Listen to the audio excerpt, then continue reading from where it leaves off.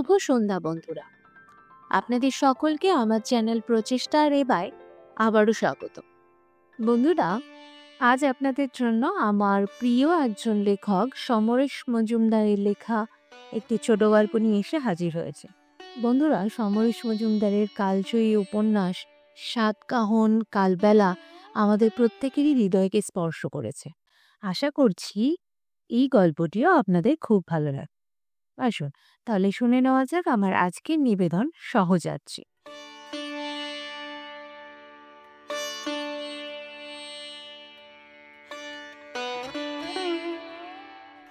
সন্ধ্যালগ্নে বিয়ে। বর আসবে শিলিগুড়ি থেকে। আসতে হবে 5:30টার মধ্যে, তখন আশীর্বাদ। 7:30টায় বিয়ে শেষ করতে হবে। সত্যব্রত তার শ্যালক গোবিন্দর সঙ্গে বসে কথা বলছিলেন। এখন বিকেল 3টে। সকালে ছেলের বাড়ি থেকে গায়ে হলুদের তত্ত্ব এসে গিয়েছে। সেসব দেখে মেয়েরা প্রশংসায় পঞ্চমুখ। আজ সকালেই সত্যব্রতবাবু সপরিবারে উৎসবে এসেছেন। উৎসব একটি চাঁকালো বিয়ে বাড়ির নাম। বছর আগেও জলপাইগুড়ির মানুষ বিয়ের জন্য বাড়ি ভাড়া করত না, ক্যাটারার ডাকত না। এখন প্রয়োজন হয়েছে পরিশ্রম বাঁচাতে, কে না চায়। আজ সন্ধ্যের পাট চুকলে খাওয়া দাওয়া শেষ করতে রাত হবে। কাল সকালে বাসি বিয়ের পর মেয়ে জামাই চলে যাবে শিলিগুড়ি। উৎসবের মালিক হরিপদ মিত্র বলেছেন, নিয়ম হলো সকাল 9টায় বাড়ি খালি করে দাও। আপনি না হয় 11টা পর্যন্ত রাখবেন। গোবিন্দ বলল, জামাইবাবু, আজ দুপুরে 62 জন খেয়েছে। 62? সত্যব্রত অলস গলায় বললেন, কাজের বাড়ি বলেই একটু দেরিতে খাওয়া হয়েছে। একমাত্র মেয়ের বিয়েতে কোনো ফাঁক রাখতে চান না বলেই এখন বাড়ি না গিয়ে থেকে গেছেন বিয়ে বাড়িতে। গোবিন্দ বলল, বিকেলটা চায়ের ওপর সারবো।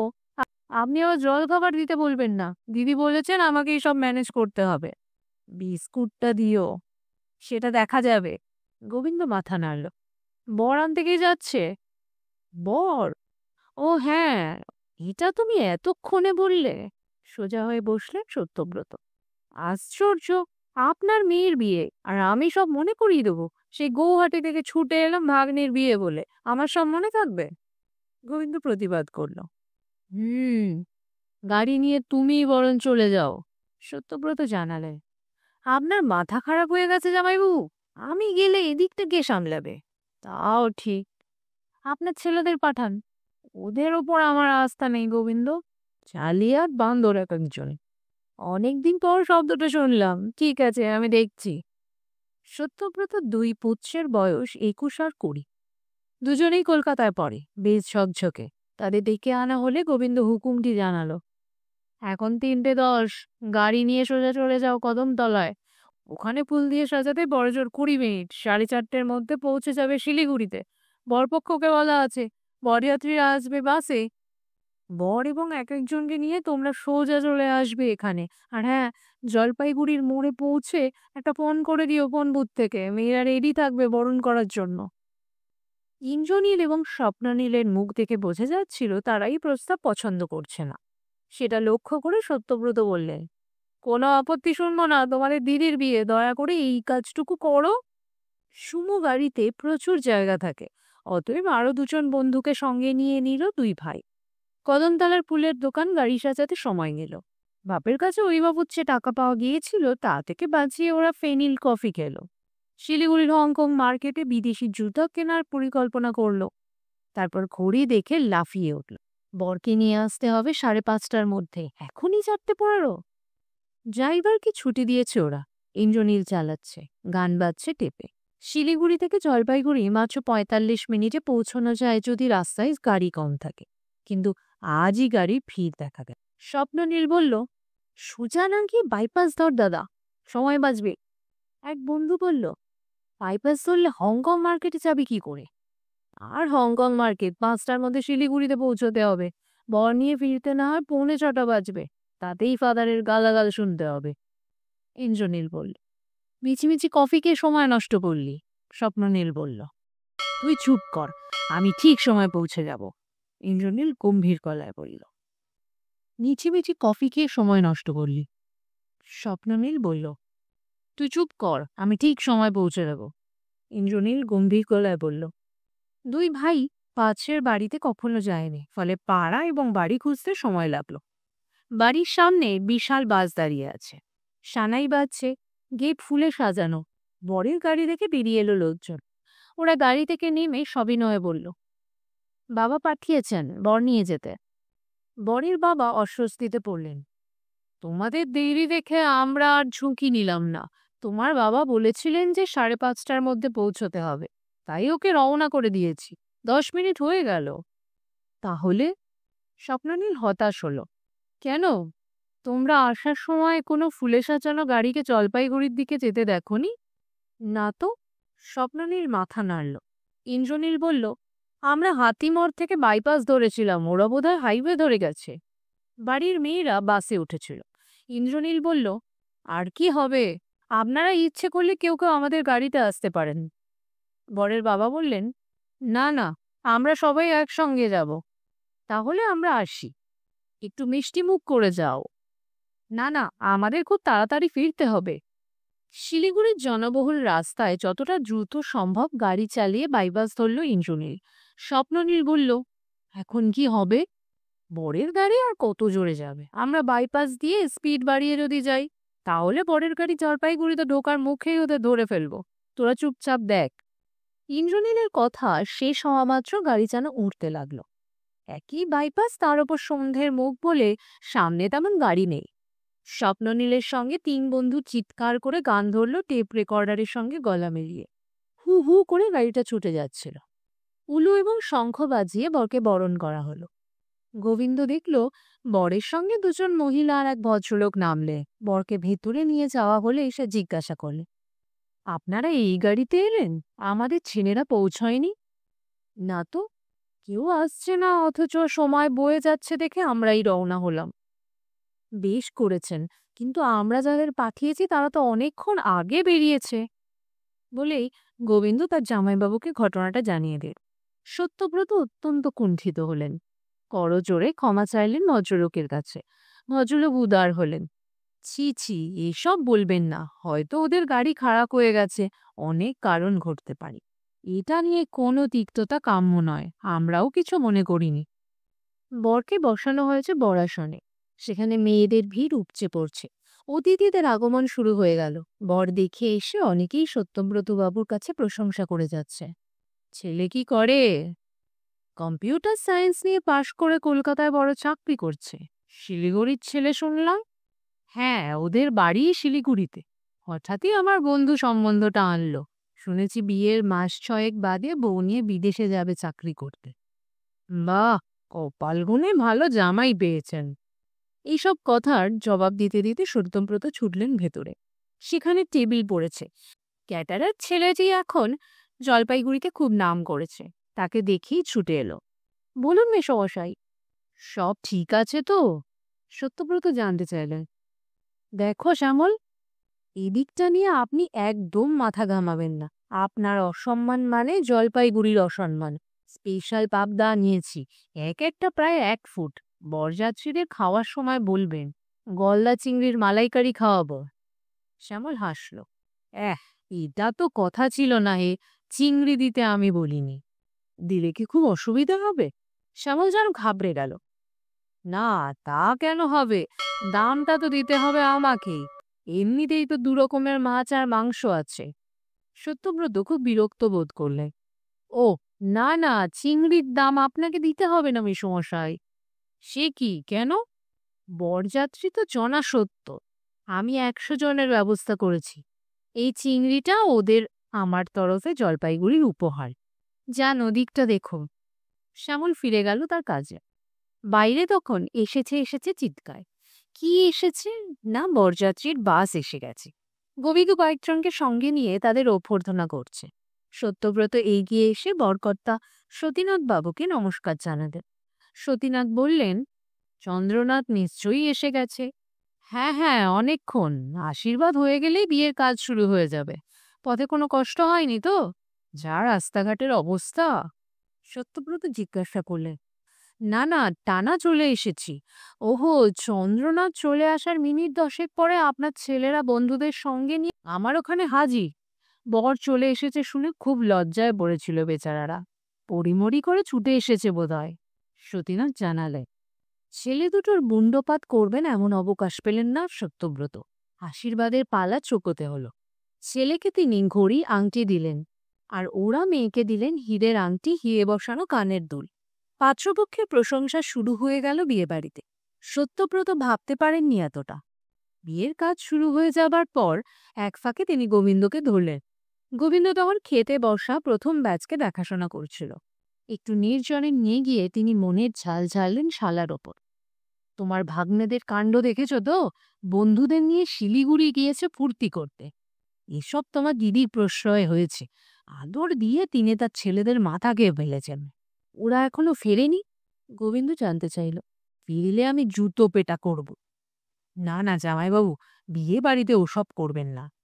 তুমি দেখো গোবিন্দ, আমার সম্মান ধুলোয় মিশিয়ে দিল ওরা। আমরা বর নিয়ে আসবো বলেছিলাম, কথা রাখতে পারলাম না। ছি ছি ছি ছি।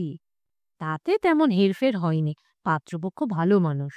আজ হয়নি, এখন হয়নি, 10 বছর পরে যে মেয়েকে জামাই কথা শোনাবে না, তার কি গ্যারেন্টি আছে? তা অবশ্য নেই। আপনি এখনো দিদিকে কথা শোনান। কিন্তু প্রশ্ন হলো, বরযাত্রীর বাস ফিরে এলো, ওরা এলো না কেন? কোথায় কি করছে? গোবিন্দ কথা ঘোরাবার চেষ্টা করল। কি আর করবে? তোমার ভাগ্নে তো দেখছে বর চলে গেছে, ওদের আর কোনো কর্তব্য নেই, এখন শিলিগুড়িতে বসে ফুর্তি করছে বন্ধুদের নিয়ে। সত্যব্রত কথা শেষ করতেই ডাক এলো। বরের বাবা কিছু বলবেন। ছাদনাতলায় বেশ ভিড়। বর বসে আছে পিড়িতে। দুই পুরোহিত দুপাশে মুখোমুখি। সত্যব্রতকে দেখে সতীনাথবাবু বললেন, কি মুশকিল বলুন দেখি। কি হয়েছে? সমস্যা দুটো। আপনি আমাকে বলেছিলেন হিন্দু মতে বিয়ে হয়ে যাওয়ার পর সরকারি আইনে রেজিস্ট্রি করা হবে, তাই তো? হ্যাঁ, তাই আমি রেজিস্ট্রারকে 8টা নাগাদ আসতে বলেছি। সত্যব্রত বললেন, এদিকে হঠাৎ আমার কাকা বায়না ধরেছেন ওটাই নাকি আসল বিয়ে, ওটা আগে সেরে নেওয়া দরকার। বুড়ো মানুষ, বরযাত্রী এসেছেন, কি করে ম্যানেজ করি? আপনি যদি একটু বুঝিয়ে বলেন। সতীনাথবাবু তাকে নিয়ে এলেন কিছুটা দূরে বসা বৃদ্ধের কাছে। কাকাবাবু, ইনি সত্যব্রত বাবু, কনের বাবা। পায়ে হাত দিয়ে প্রণাম করতেই বৃদ্ধ বললেন, এখন আইন হয়েছে, সই করা বিয়ে হলো আসল বিয়ে। এগুলো নেহাতি স্ত্রী আচার, লোক আচার, বুঝলে হে? কাপা কাপা গলায় থেমে থেমে বললেন বৃদ্ধ, নিশ্চয়ই, কিন্তু যিনি সই করাবেন তিনি 8টার আগে আসতে পারবেন না। সে কি সরস্বতী পুজোর পুরুত নাকি? হেসে ফেললেন সত্যব্রত। অথচ লগ্ন শেষ হয়ে যাবে 7:30টার মধ্যে, আর বেশি সময় নেই। আপনি যদি অনুমতি দেন তাহলে বিয়েটা শুরু হতে পারে। সত্যব্রত হাত জোড় করলেন। বৃদ্ধ তার শীর্ণ হাত শূন্যে ঘোরালেন। ও হ্যাঁ, বিয়েটা হবে কাদের মতে? তার মানে? সত্যব্রত সতীনাথবাবুর দিকে তাকালেন। সতীনাথ বললেন, ওই যে একটু আগে যে সমস্যার কথা বলেছিলাম, আপনাদের পুরোহিতের সঙ্গে আমাদের পুরোহিতের মতান্তর হয়েছে। দুজনেই নিজের মতে চালাতে চাইছেন। এ কি কথা? চলুন কথা বলি। সত্যব্রত এগিয়ে গেলেন। কি হয়েছে পুরোহিত মশাই? সত্যব্রতর পুরোহিত প্রবীণ মানুষ, দীর্ঘকাল তাকে কাজগুলো করে দেন। তুলনায় বরপক্ষের পুরোহিত বয়সে তরুণ। প্রবীণ বললেন, কি বলবো, সেদিনের ছোকরা আমাকে জ্ঞান দিচ্ছে, এভাবে নয়, ওভাবে করতে হবে। আরে এখন পর্যন্ত 770টা বিয়ে দিয়েছি, আমাকে জ্ঞান দেওয়া? যুবক পুরোহিত বললেন, তাহলে বলবো ওই সব বিয়ে শাস্ত্রসম্মত হয়নি। দেখুন দেখুন সত্যব্রত বাবু, আমাকে অপমান করছে। শিলিগুড়ি থেকে এসে জলপাইগুড়িতে অপমান! চিৎকার করে উঠলেন প্রবীণ। সত্যব্রত হাত জোড় করলেন। আপনি ওর চেয়ে বয়সে বড়, তার ওপর ওরা অতিথি, কেউ কাউকে খামোকা কেন অপমান করবেন? ভুলভ্রান্তি তো হয়। সতীনাথবাবু বললেন, আমাদের পুরোহিত সংস্কৃতে MA, ওর বাবা নামকরা পুরোহিত ছিলেন, ভুল হওয়ার সম্ভাবনা খুব কম। এই সময় গোবিন্দ কাছে এসে পিসপিস করে কিছু বলতেই সত্যব্রত মেয়েদের ভিড়টার দিকে তাকালেন। তারপর পায়ে পায়ে সেদিকে এগিয়ে যেতেই স্ত্রীর দর্শন পেলেন তিনি। কি ব্যাপার? বিয়েটা আমাদের ঠাকুরমশাই দেবেন, তুমি আবার ওদের কথায় হ্যাঁ করে বসো না। স্ত্রী বেশ তেজের সঙ্গে অথচ চাপা গলায় নির্দেশ দিলেন। এই সামান্য ব্যাপার নিয়ে?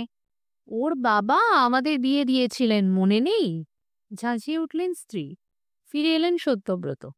সতীনাথ জিজ্ঞাসা করলেন, অন্দরমহলের বক্তব্য কি? সত্যব্রত অস্বস্তিতে পড়লেন। ওর ইচ্ছে যেহেতু আমাদের বিয়ে যিনি দিয়েছিলেন তার ছেলে হলেন এই পুরোহিত, তাই। ভদ্রলোক হাসলেন। আরে তাই নাকি?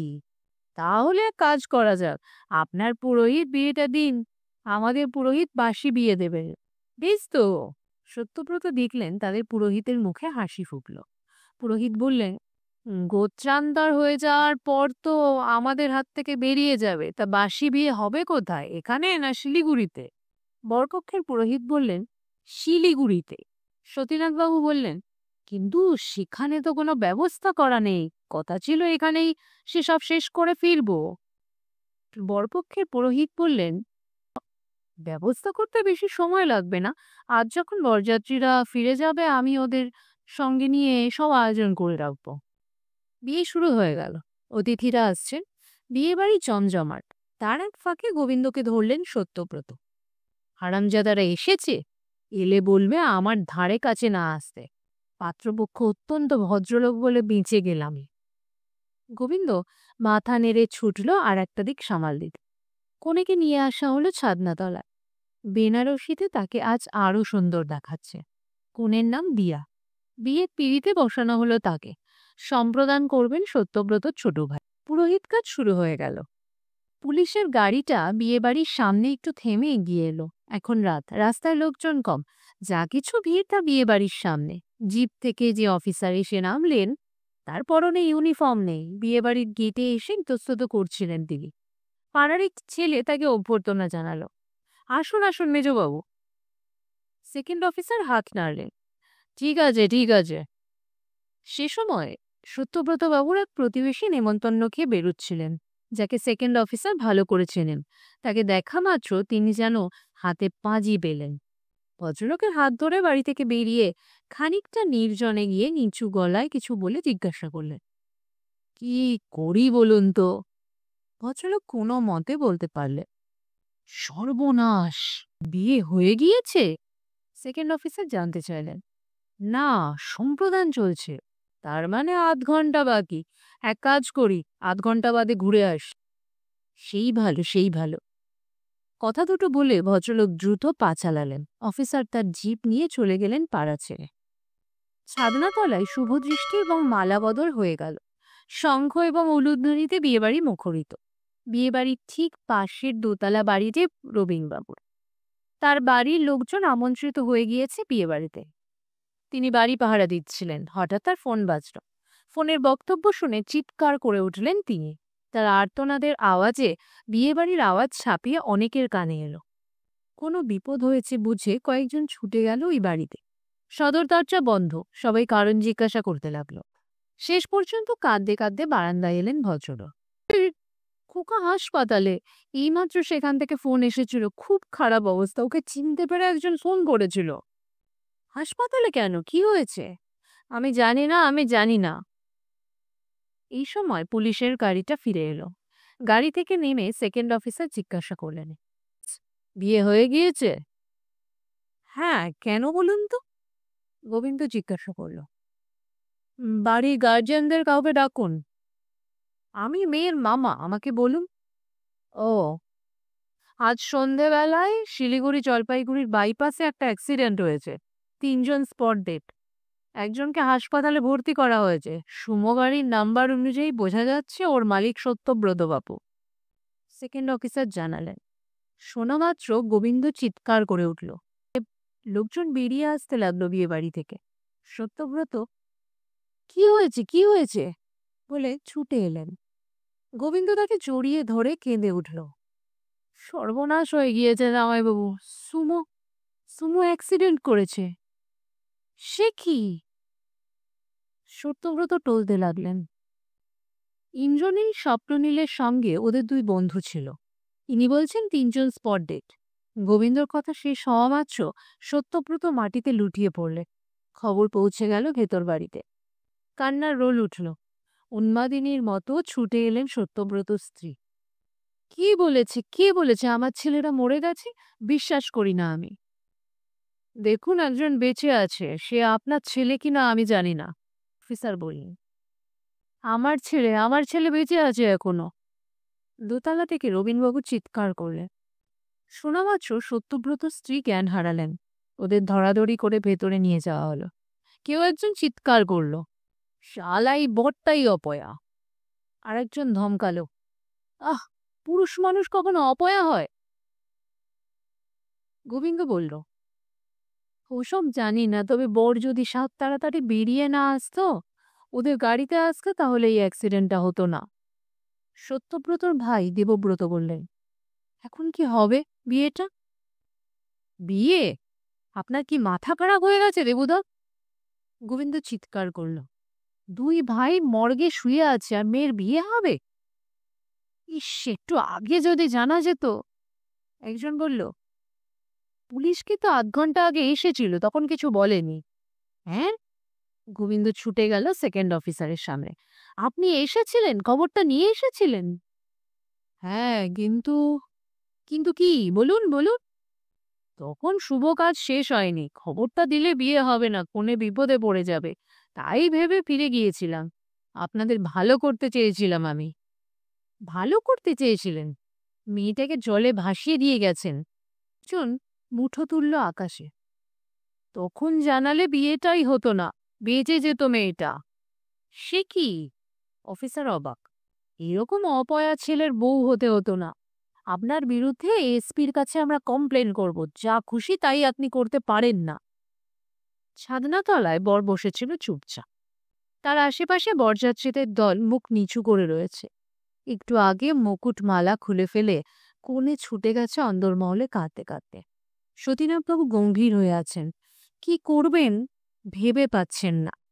যারা খেতে বসেছিলেন তারা সবে ডাল শেষ করেছেন। খবরটা পৌঁছানো মাত্র শ্যামল নিষেধ করেছে পরিবেশন করতে। নিমন্ত্রিতদের অনেকেই উঠে দাঁড়িয়েছে, কেউ কেউ ভেবে পাচ্ছেন না কি করবে। শেষ পর্যন্ত তারাও উঠে দাঁড়ালেন। শোকের বাড়িতে আনন্দ করে খাওয়া যায় না। মাথা নাড়তে নাড়তে বেরিয়ে যাচ্ছিলেন তারা। চন্দ্রনাথ উঠে দাঁড়িয়েছিলেন। সতীনাথ তার সঙ্গে আসা পুরোহিতকে জিজ্ঞাসা করলেন, এখন কি করণীয়? বিয়ে কি সম্পূর্ণ হয়েছে? প্রায় হয়ে গেছে, যোগ্য বাকি আছে। বাসি বিয়ে, সিঁদুরদান ইত্যাদি করতে হবে। কিন্তু এখন এই পরিস্থিতিতে ওগুলো আমাদের ওখানে গিয়ে করলেই হবে, পুরোহিত আশ্বস্ত করলেন। সতীনাথবাবু একজনকে সঙ্গে নিয়ে সত্যব্রতর সঙ্গে দেখা করতে গেলেন। সত্যব্রতর জ্ঞান ফিরে এসেছে। পাথরের মতো বসে আছেন তিনি। তাকে ঘিরে আছে কয়েকজন। হাসপাতালে চলে গেছেন দেবব্রত কয়েকজনকে নিয়ে। সতীনাথ বললেন, যা ঘটেছে তার জন্য কোনো সমবেদনা জানাবার ভাষা আমার নেই। এরকমটা যে হবে আমি ভাবতে পারিনি। আপনাদের অবস্থা বুঝতে পারছি আমি। তখন বুঝলেন না কেন? গোবিন্দ ধমকে উঠল, কেন ছেলেকে আগে ভাগে পাঠালেন? আসলে সত্যব্রতবাবু বলেছিলেন 5:30টার মধ্যে আসতে। সময় চলে যাচ্ছিল। মাথা নাড়লেন সতীনাথ। এখন মনে হচ্ছে ওই গাড়িতে আমরা এলে হয়তো দুর্ঘটনা ঘটতো না। ওরা নিশ্চয়ই খুব জোরে গাড়ি চালিয়ে ফিরছিল। সত্যব্রতর বুক থেকে হাহাকার বেরোলো। হায় ভগবান! সতীনাথ খানিকক্ষণ চুপ করে রইলেন, তারপর বললেন, আমার এই মুহূর্তে বলতে খুব খারাপ লাগছে, কিন্তু এটাও তো বাস্তব। বাস্তবকে অস্বীকার করি কি করে? সত্যব্রত মাথা নাড়লেন। আমি কিছু জানি না, জানি না আমি কিছু। ফুপিয়ে উঠলেন তিনি। গোবিন্দ জিজ্ঞাসা করল, আপনি কি বলতে চাইছেন? সতীনাথ বললেন, এই অবস্থায় বাসর বা অন্যান্য স্ত্রী আচারের কথা আমি ভাবছি না। কিন্তু এটাও তো সত্যি, বিয়ের বেশিরভাগ অংশ শেষ হয়ে গেছে। বাকিটা কিভাবে শেষ হবে তা নিয়ে এখনই ভাবা দরকার। গোবিন্দ বলল, আপনি তো সাংঘাতিক মানুষ মশাই। দুটো সমস্ত ছেলে হঠাৎ চলে গেল, আর এখন এসব কথা বলছেন? আমি বুঝেছি, আমি জানি। কিছুই জানেন না। জানলে নিজেদের কথা চিন্তা করতেন না। এখানে সবাই বলছে যে আপনার ছেলে অপয়া, তাই আমাদের দুটো ছেলে মরে গেল।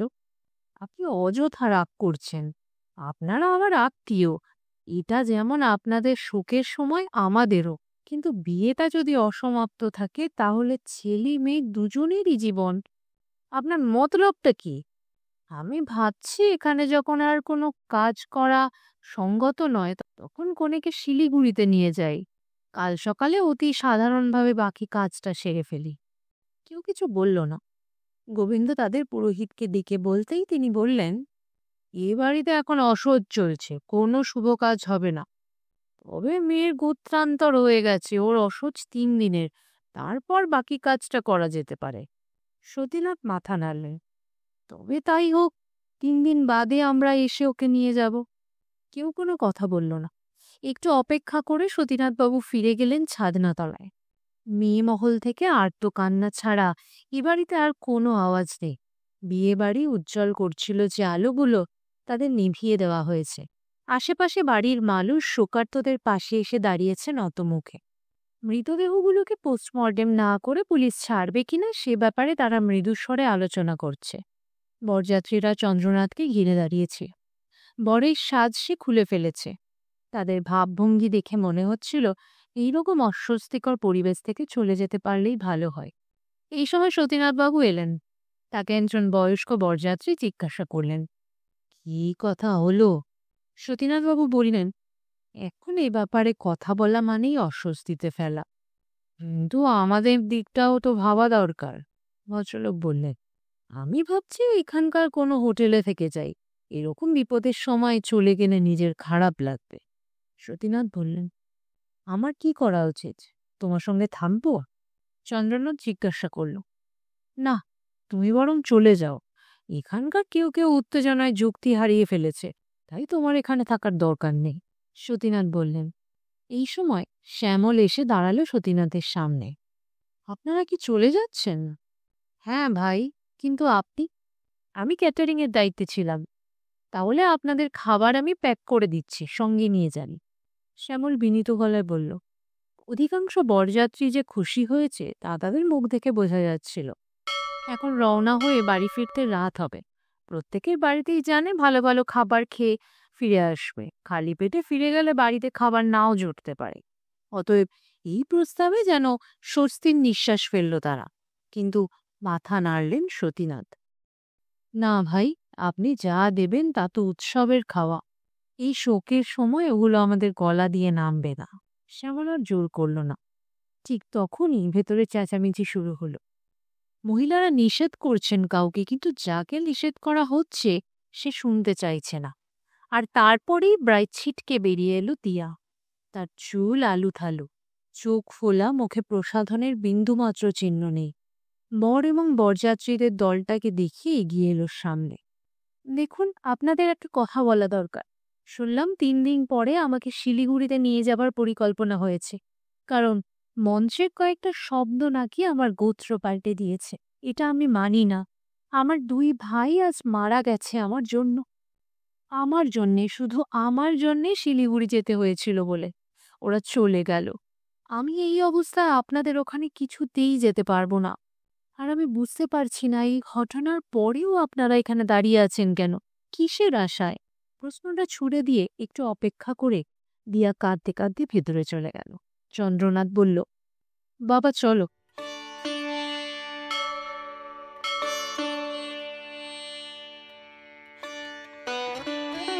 বন্ধুরা, শেষ হলো আমার আজকের গল্প সহযাত্রীর প্রথম অংশ।